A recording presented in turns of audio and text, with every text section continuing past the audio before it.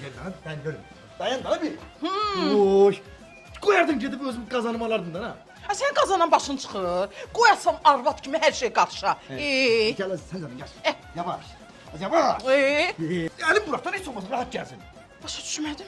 Biz ər-arvad deyilik ki, əl-ələ tutmalıyıq da. El araba değil bunu sen bilirsen. Kıraktan bakan ele bir ana balaya.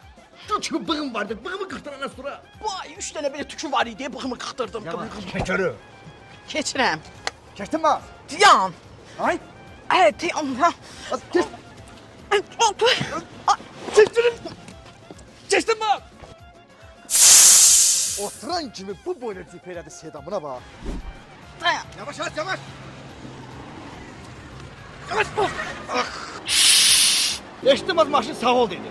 Maşın da sağ ol dedi, amma sənin ağzından bir dənə sağ ol çıxmır hələ ki. Gəl görüm. Hocam ol. Gəl. Gəl.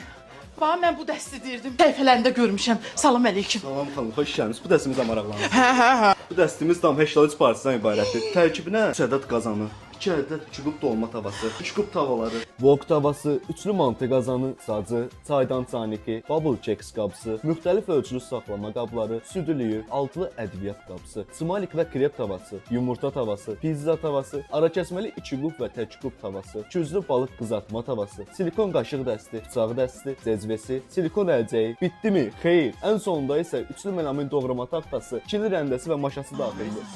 Heç daha nə istəyəcək? Axtardığımız hər bir şey var bu setin içində. Arkadaş koy bir tane ben şahsiyet vəsiqəsini çıxarıb bir saniye gördüm. Sana dedim bunu çiğdir ha. Nə şu uşaqdır bu? Burada kardeş elim kolum göstər ya. Ne dostlar uşaq ne de. Ben bu boyda sahənin yiyəsiyəm. Əriyəm. Sana dedim bığı qırmayayım lan ha. Alırıq, düş qabağıma. Sen Hə. ona bak el gel buraya. Alırıq, alırıq.